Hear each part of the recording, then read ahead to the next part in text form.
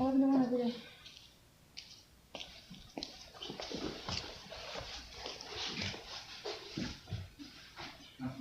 Yeah. Our 11 practice tonight.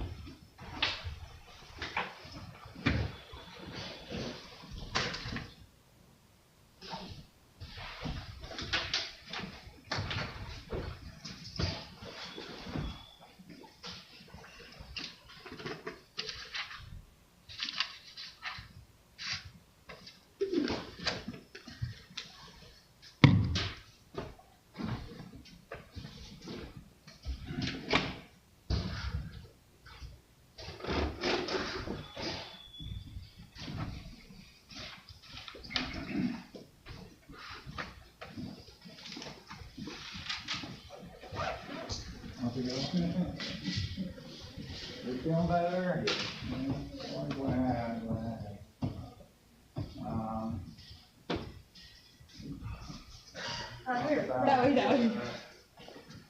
You want me to cut that thing with me tomorrow?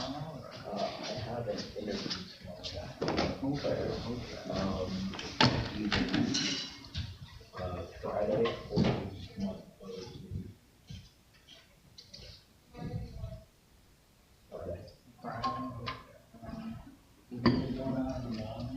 I have a class at 9, but after that, pretty sure.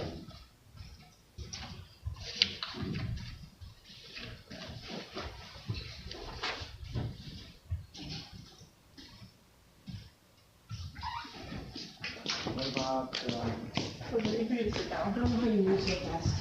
What? I've been here for like 3 minutes already. No, it's okay. Well, I was just getting like, Someone that on name. Friday after. You were my young one for, Skyler, who's that one? And I really, she like stopped and broke. I left up Henry was playing on Friday at 2. In my hair, like this. Yeah, it was like her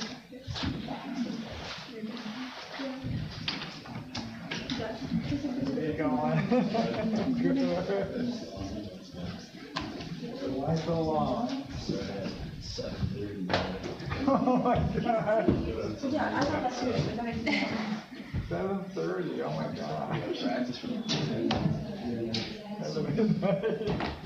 Ooh. Wow. Good thing you're young and strong, right? How did it go? Pretty good. Had one. Oh, good. I always like mealtime. Because I had reward that will be your person and it's actually expired. Yeah, that's literally why I was like, I don't want to do my toes. Well, that sounds awesome. You really get out there. The roads aren't bad, but Oh, good.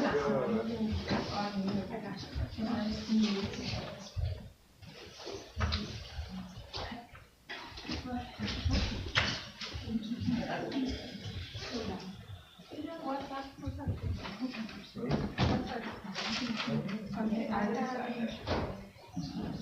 How are you two doing today? tired.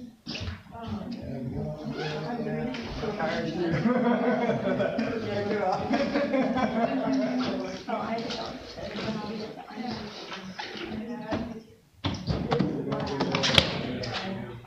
Alright. Yeah, Rosa, a little messy this one.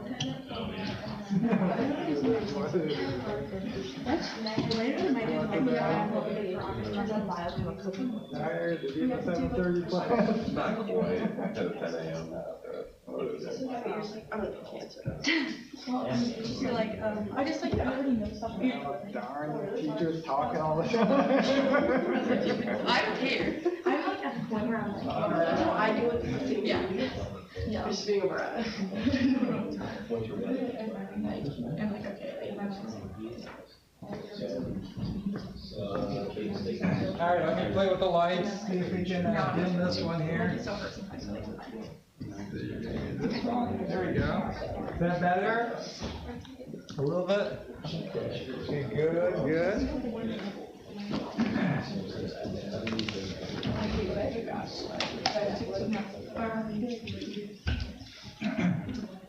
Well, good afternoon, everyone. What is it, January what? January 21, okay. I always like to say the date for those that maybe, you know, jumping on the recording or something like that, just so that we know like when these sessions are taking place. So Wednesday, January 21, okay, very good. Unfortunately, the recording for the Gift of Life Michigan session did not work out well, but I was able to get the PowerPoint slides from the presenter. So for those who would like to earn the extra credit but weren't able to attend yesterday's presentation, I did post those on our Blackboard site. So, you know, some of these slides don't have any words on them, so do the best you can. You know, go through all the slides, and then just kind of write down a paragraph of what you've learned from those slides, and just you know, email them to me, or you know, print them out, hand them to me, or whatever, and then you can earn the extra credit for that. So. All right, let me think, anything else going on? Oh, one other thing, I think it was on day one when we were going through the syllabus, I mentioned that I do have these directorship meetings. There's one actually planned for, that's actually scheduled for this coming Friday, but I did contact our dean, and I did get special dispensation so that I could still teach the class on Friday and not go to the meeting. so just want to let you know that, you know, Friday will be a normal class day for us. So you could not get rid of me. I'm still coming in on Friday. So that's the other announcement. All right, we're working on chapter 3 here. So last time we talked about some of the parts of the cell, and we will continue to do that today. So last time, what parts did we learn about? We learned about the cell wall and the cell membrane. That's right. Yep, cytoplasmic membrane. So we're going to pick up today. Continuing to learn about that cell wall, and then we will expand into those other parts. So let me just toggle through some of these slides real quick here. Oh, I should go back. Just as a reminder, we learned that there's 2 kinds of cell walls that differ in how they what color they appear after staining with this substance named after Gram. So we have what we call a Gram positive and a Gram negative type of cell wall. which was actually used to, categorize bacteria into one of two types. Either they're classified as being either gram-positive or gram-negative. So that classification is based on the staining properties of their walls. Okay, and then last time, we all learned how to pronounce this word. Let's see how you are doing with your pronunciation. Are you ready? Peptidoglycan. Hey, that's pretty good.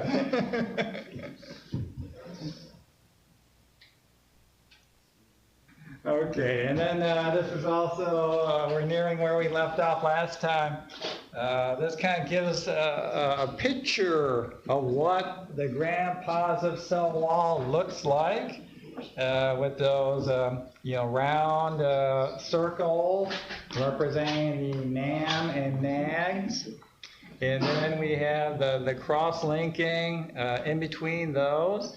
And together they make up the peptidoglycan layer here. So this is would represent what we see with our gram-positive bacteria. Later in chapter 3, we're going to learn, we're actually going to see some pictures of bacteria that, how they actually look under the microscope when stained with this gram stain. Here's the sneak peek here. The stain involves using a couple of different chemicals, including crystal violet. Crystal violet. So you may have actually used that stain in some of your other courses.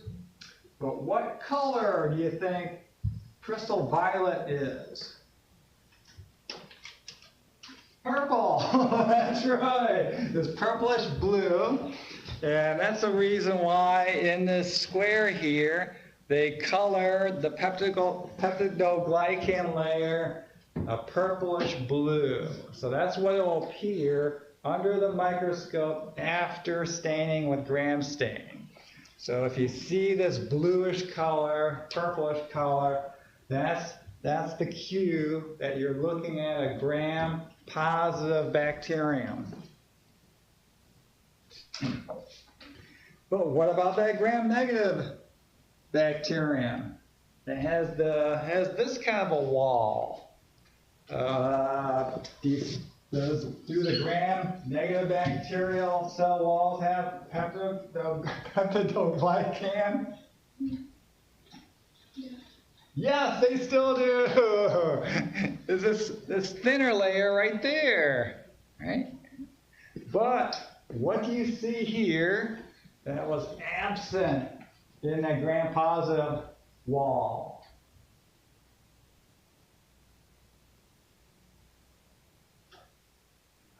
The outer membrane, that's right. So what you see above that peptidoglycan is the outer membrane. Now use your eagle eyes on the panel on the upper right-hand corner. You're going to see the outermost parts of that outer membrane. And can you see what's labeled as?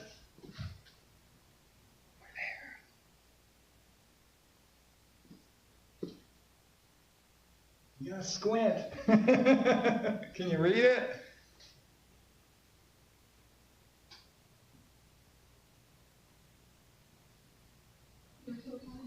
That's right, the lipopolysaccharide. So that's what's kind of enlarged in the panel on the upper right-hand corner there. Lipopolysaccharide. So let's break that word down. Lipo is for lipid. Lipids are, in this case, long-chain fatty acids. Lots of carbons and hydrogens connected together. What do you think? Hydrophilic or hydrophobic?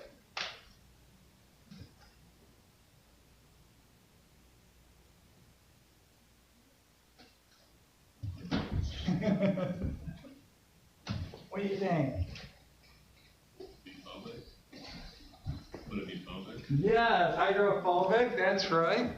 And then we have the polysaccharide. That component is made up of a bunch of sugars. So what do you think? Hydrophilic or hydrophobic? Hydrophilic, that's right. I'm getting old, I can't hear. Okay, so this is all part of the same, that molecule up there on the top, the lipopolysaccharide. Part of it likes water. The other part doesn't like water. Kind of like Dr. Jekyll, Mr. Hyde. What are you looking at there? Okay, but when you look at the way that that structure is oriented, you see that the little squiggly lines that look kind of like I don't know, reddish colored hair. All that is extending. All that is polysaccharide, and that's extending, facing the outermost part of the cell, which is going to be exposed to the watery environment that the bacterium is growing in. So it kind of makes sense that you have the hydrophilic polysaccharides exposed to the watery environment. And then the hydrophobic lipids are going to be buried in that outer membrane.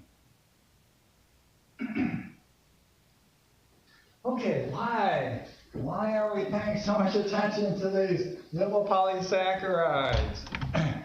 Well, here's an interesting piece of information, and that is the lipopolysaccharide, which is abbreviated as the LPS on this slide, is an endotoxin. Okay, what do we mean by toxin?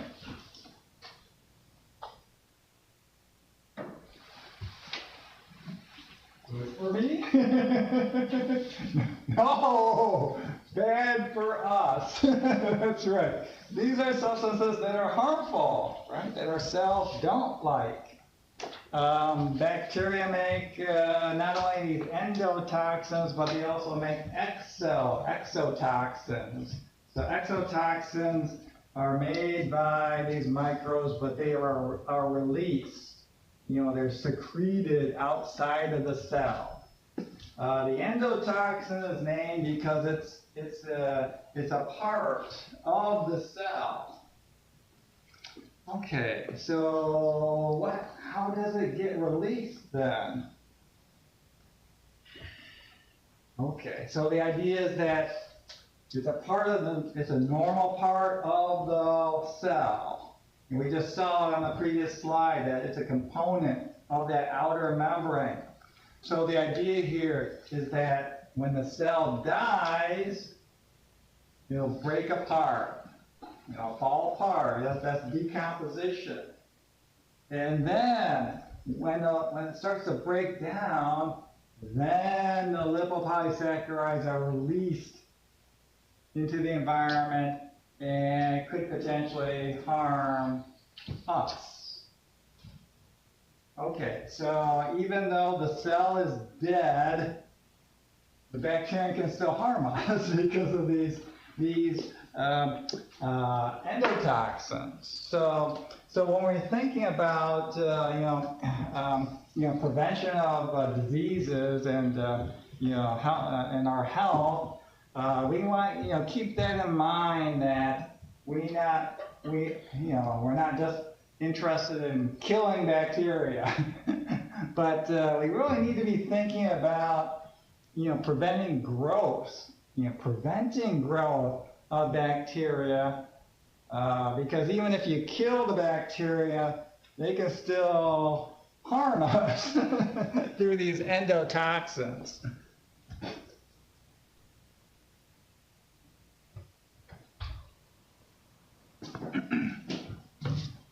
All right.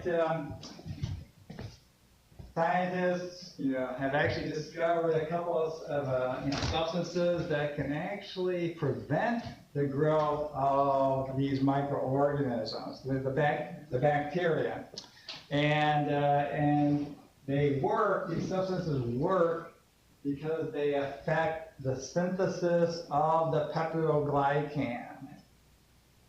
So let's take a look at the first example here. You've heard of penicillin, right? It's an antibiotic. You remember where it was originally discovered? What organism? From what organism? The mold called?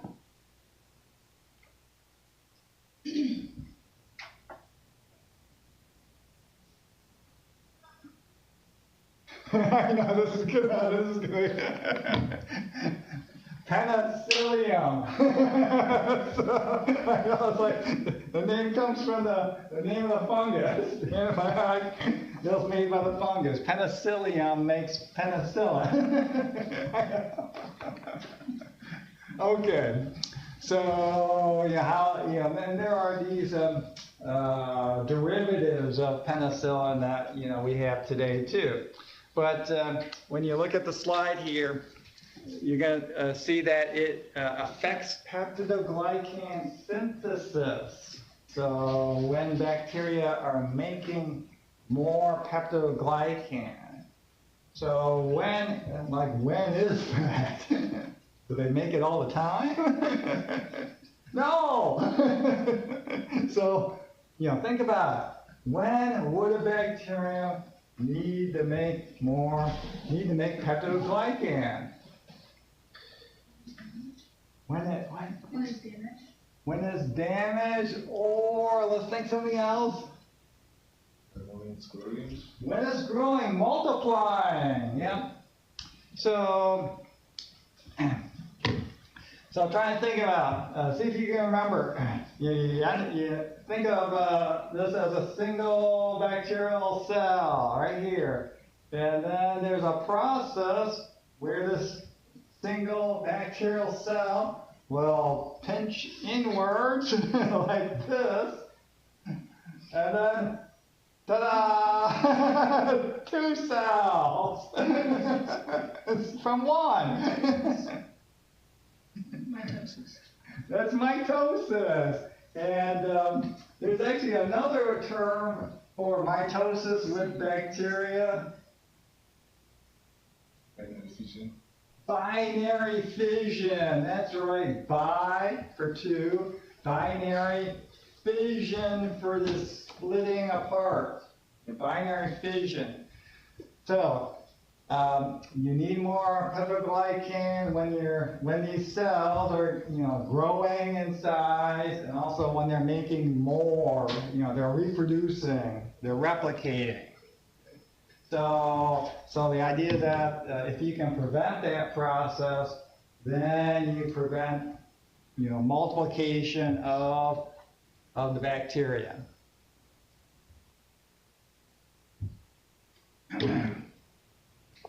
Okay, let's look at this one here. Have you heard this one before? Yes? Okay, good. Lysozyme. Lysozyme. That's an enzyme. Enzyme. So it's made out of protein. And looky here. You make it. You make lysozymes and you secrete it in your tears and in your saliva. And that can help break down peptidoglycan as well. Okay, so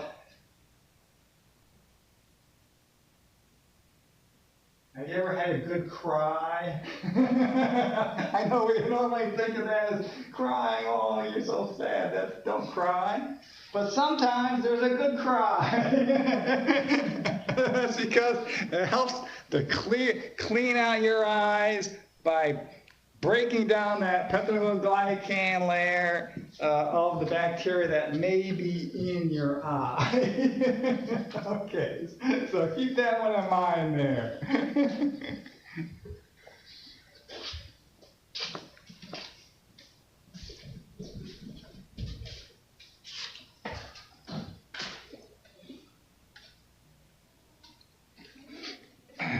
Wow, the world is so diverse. It's hard to kind of, the world's not black and white. I mean, there's a lot of gray in the world that we live in. So we just learned that, there's two kinds of bacteria, gram-positive, gram-negative, based on the different cell walls. And wait, some bacteria don't even have a wall. So they're not, they're not gram-positive or gram-negative. Okay, let's see if we can remember what are the names of the shapes, the different shapes of bacteria. Then we can remember the shape of this wall-less bacterium. Here we have Bacillus, Coccus, Vibrio, Spirillum,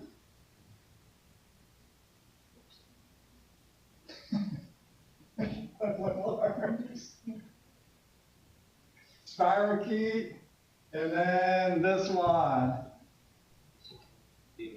Pleomorphic. Do you remember the shapeshifter? Okay, you remember that one, right? So mycoplasma is pleomorphic.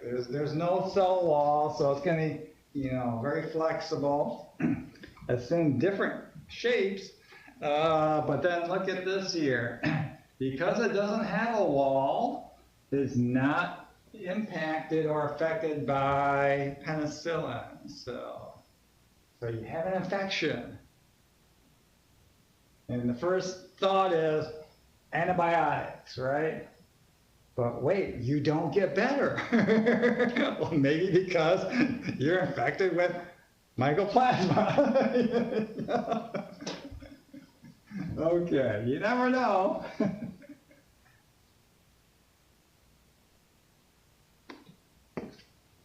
All right, then remember we have those different domains that we are using to classify living things into. So let's review our 3 domains. Bacteria. We have archaea, yeah. Bacteria. Eukarya, yep.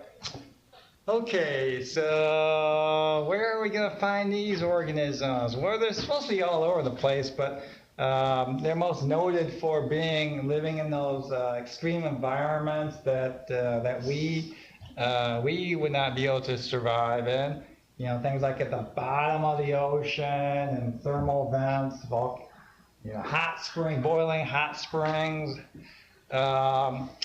They don't have they have walls, but they don't have walls made up of the peptidoglycan. They have something a little bit different. So they called it pseudo peptidoglycan. Okay, thoughts here. Would penicillin kill our archaea here?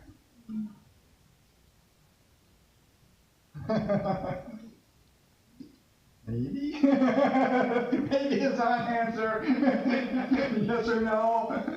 No, that's correct. No peptidoglycan. Peptidoglycan is what they call the target for the penicillin. So because it doesn't have it, it would be not affected. Yeah.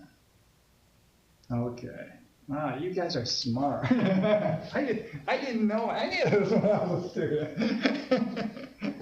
All right, so we started learning about the bacterial cell by looking at that cell membrane, and now we're looking. Then we looked at the wall, and now we're moving to the outside where we have a layer of sugars called polysaccharides, and they can be either capsules or slime layers. Capsules or slime layers.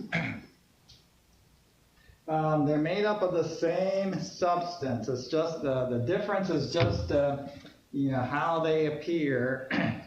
So with capsules, we're talking about you know, like a distinct boundary between the edge of that gelatinous layer and the environment. But then for the slime layer, we're talking about more diffusion. Parts of the polysaccharides are sloughing off the outermost covering into the environment. Okay. So let's look at an example here. You know, here's like a close-up of that you know, gelatinous material. You can kind of see that some of it is you know, extending out into the outer environment, but the majority of it is you know, retained around the cell. All right, so what's the function of this kind of a slime layer or capsule? Made out of sugar. Sugar, that's like candy. but the idea is, yeah, it kind of helps to keep that cell hydrated. And but like candy, it can be sticky. It can actually help with adherence or attachments to its environment. So let's look at an example here. Dental plaque. So there are bacteria that prefer to grow, you know, along your gum line, and actually don't like a lot of oxygen. They actually prefer, you know, low oxygen conditions, and you know, having that gelatinous layer there actually, you know, helps to create the environment that they like. So, you know, in addition to brushing, you're supposed to try and dislodge the bacteria. Flossing, you're supposed to floss as well. It's also good to, you know, see your dentist regularly so they can get that metal pick in there to try and scrape, do some scraping as well. So scraping is not a bad thing here. And then there's a term biofilm. Biofilm is that layer that bacteria can form on surfaces. So it can be a super thin layer of cells.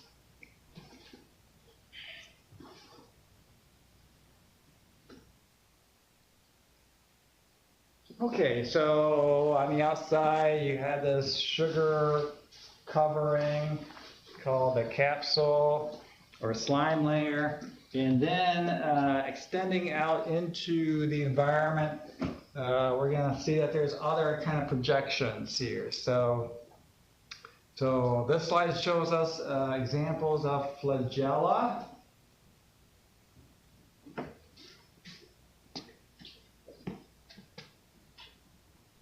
And there's a lot of variety in what we see with bacteria. Some bacteria have a lot of flagella. So that's what we see on this example on the upper right. We have multiple flagella located around the cell. They, you know, work together to help with movement, projecting that cell in a particular direction. Highlighted in red here is a term peritrichous. Peritrichous referring to the presence of flagella all around that cell. Then we have another term here which is polar, or when we see just a single flagellum at one of the ends of the cell. So that's what we see on the bottom right. And then I don't know, we probably have already seen some pictures. Some bacteria don't have flagella. Okay, so not all bacteria are modal. Not all of them can move. Yeah.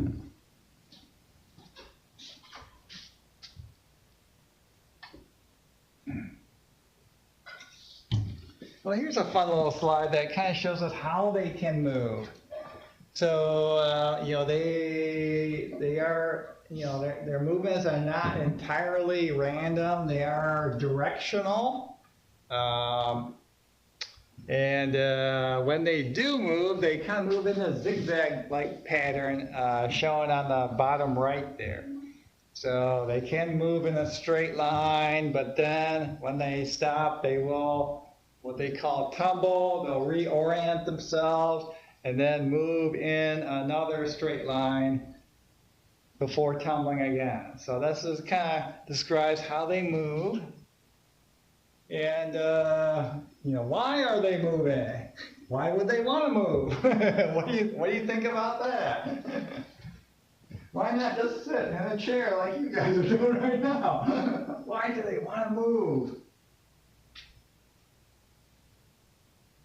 They get to like nutrients. Yeah, they're kind of like you. They like food. I like a nice warm, comfy place, so I'm gonna move there. I like oxygen. I'm gonna move to where I can get some air. So bacteria do too. So we have a couple terms here for you.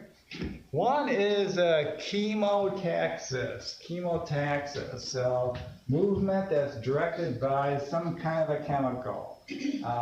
For bacteria, that's mostly food. It's kind of like the way that, have you ever been attracted to the smell of something that smells like really good? Like, where is it? I want to eat some of that. Same kind of concept there. And then here's some other types of movement directed by different stimuli. So, you know, oxygen is another important factor for these microbes. One of the tests I want to try and do in the lab session this semester is that, you know, once we start growing bacteria, we'll be able to do a test to see if they like oxygen or they don't like oxygen by assessing where they move in a test tube. I mentioned that bacteria do have a temperature preference. This one is, I have a typo here for this one. I can't fix it on this slide here, unfortunately, but it's it should be, what should it be? If it's, they're responding, they're moving in response to temperature, what is that word supposed to be? Thermotaxis. Thermotaxis. Not therm-x-o-t. Okay. All right, everyone see that? Thermotaxis. Okay, good. And then we have phototaxis. Okay, so there are some organisms, photosynthetic organisms, they want more light. They'll move towards places where there's more light so they can perform photosynthesis. They won't go to the dark. Okay.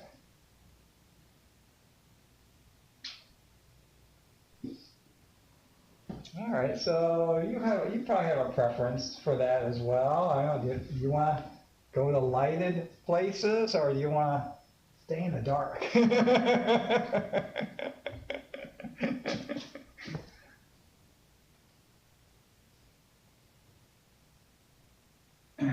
All right, so we talk about flagella. It can help with movement to, you know, different stimuli. Here we learn about some other kind of projections on the outside of cells. We have Peelle, which is plural for pillus. and fimbriae, that's also plural. So these are like rods that are extending out of the cell. So over here in the bottom right, you see a bacterium. It's got this squiggly flagellum there for motion, but also has these straight line projections out here. Those are the pili. So those can have different roles here. They can help with movement as well.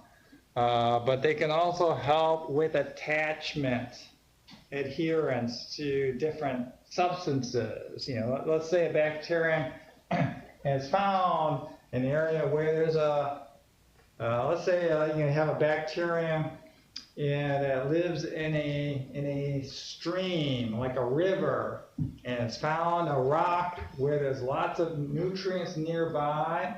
It'll stick to that rock instead of just drifting down the stream. Okay, so I can use the pili to help it to, you know, stay put there. And then at the very bottom here, I know a lot of you are thinking drugs, but some of you are also thinking sex. So here, this is for you. So there's actually, you know, a few bacteria that actually will exchange genetic material and will reproduce or can reproduce sexually.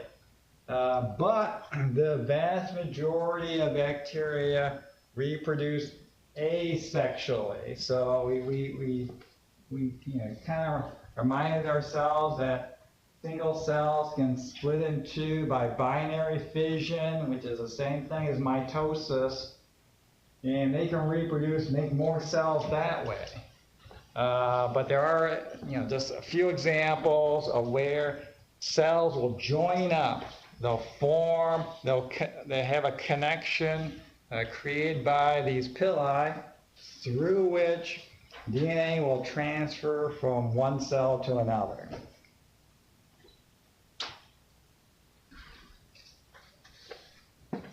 Okay, this is not bacterial sex, so this is actually something different here. So this is actually the first thing that we were talking about, where we had binary fission going on, you know, like one cell splitting apart to make two. So this is a cell in the process of reproducing asexually. Now, regardless of whether, you know, what kind of reproduction we're looking at, you know, cells need genetic information. So here on this slide, we learn about the genetic material. So on the top half, we have the word chromosome. So chromosomes consist of DNA and proteins. Excellent, excellent. So, you know, you have chromosomes. We have genes, you know, certain segments of your DNA that contains information. And, you know, when we talk about three-dimensional shape, we're looking at, you know, think of that DNA double helix. Okay, just for reference, how many chromosomes do you normally have in a normal cell?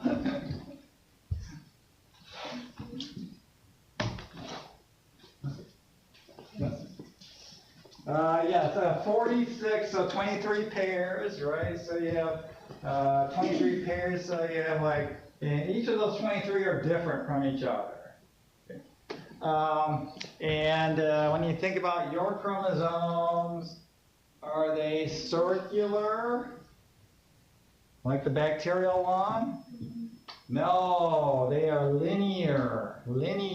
So you have ends, distinct ends to your chromosomes.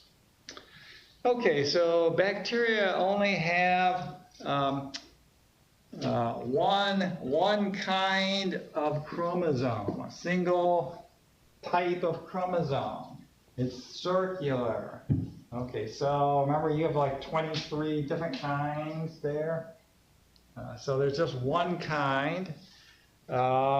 This slide says just one copy, but you can actually have multiple copies of the same chromosome. But what you see here in red represents that single circular chromosome compacted together. Okay, so the majority of the bacterial genes are located on that chromosome, but there are other genes present too on what's called a plasmid. So think of the plasmid as like a mini chromosome, a smaller, circular, self-replicating element of genetic material that can also contain genes. Genes for antibiotic resistance, so to make it survive even in the presence of an antibiotic. Okay, so why do we care about that? Well, the last thing on the slide mentions that antibiotic resistance can spread, through these plasmids. So, for example, let's just suppose that that this bacterium here has a plasmid containing an antibiotic resistance gene. When it dies, it'll break apart. That plasmid enters into the environment where it can then be absorbed, internalized into a living bacterium that's next to it. And that living bacterium that has acquired the plasmid can then use those genes to become antibiotic resistant. So in that way, antibiotic resistance spreads. And other genes have also spread, in a similar manner. So again, we talked about how, like killing the bacteria is what you guys are always thinking about, right? But sometimes we need to focus on, well, most times we want to focus on preventing bacterial growth. Because even if you kill them, there are consequences, like spreading antibiotic resistance. Okay. All right, so we learned about, we're still learning about the different parts, right?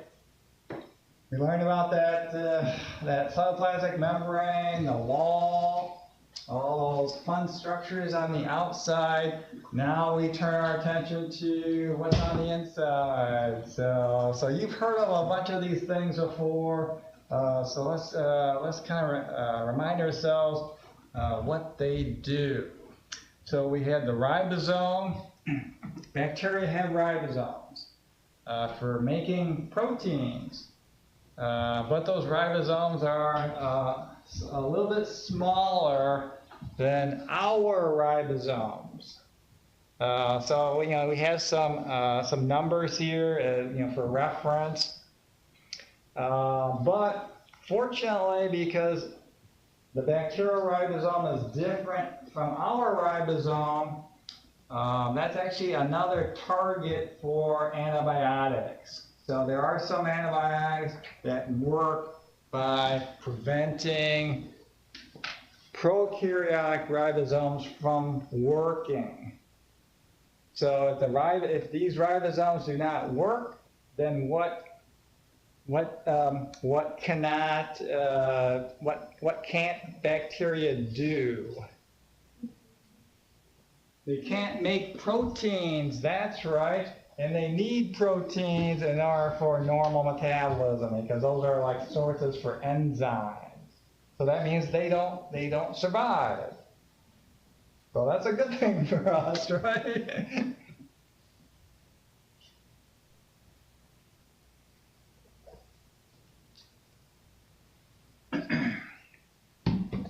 Okay, what else is inside the cell? Well, there's a cytoskeleton, so there's like an internal network of these protein filaments that make up the internal structure of that cell. Do your cells have a cytoskeleton? Yes, you do. Okay. So do bacteria. And that cytoskeleton, you may have seen some time-lapse videos of what's called cyclosis. So you had these time-lapse videos showing you this movement of substances inside the cell. Have you ever seen those videos showing stuff inside your cells are spinning around? What are you guys watching? TikTok? Okay. So how that movement is possible is because of the cytoskeleton is actually making the things, controlling the movement of things inside of your cells. And you can also see that cytoskeleton also plays a role in movement of the chromosomes, for cell division, and also for helping to determine cell shape, especially for the pleomorphic bacteria that don't have a wall. Okay, last topic for today. Hey, have you heard there's a botulism alert? Botulism? That sounds bad. Have you heard that? Canned tuna. There's certain canned tuna that's being recalled for a disease called botulism. And this example's tuna, but in other examples, it could be anything in a can. And I know a lot of times everything else that's in a can, it's safe to eat, right? Canned food is safe to eat. It's in a can. Okay, here's the idea. There are certain bacteria like Bacillus and Clostridium. Clostridium is the one that's responsible for botulism. They grow in the environment. When they run out of food and water, they die. But before they die, they make this endospore. Think of it as like a seed. It's got a super tough wall on the outside. And then the idea is, when favorable environmental conditions return, so when there's lots of food, water, nice temperatures, the endospore will germinate, kind of like a seed, and you'll have new growth of a bacterium. The endospore is super tough and resilient, and it can withstand boiling water. Okay? So even in boiling water, you can't kill it. So the idea is that some of it got into the tuna, and it's in the can. So even though that can is basically boiled, it didn't kill the endospores. The lids got put on, it got shipped out. It's on your grocery shelf, it's in your tuna fish sandwich. So again, another really good example of where we want to, prevent microbial growth, because, you have things like the endospores that are just super hard to kill. Okay, well, how do you kill it? Well, you need like excessively high heat. Temperatures above boiling. And we'll learn about how you can do that in this class. All right, so the lesson for today is don't eat tuna fish right now. Just wait until the recall. And we'll meet up again on Friday, right, to learn more.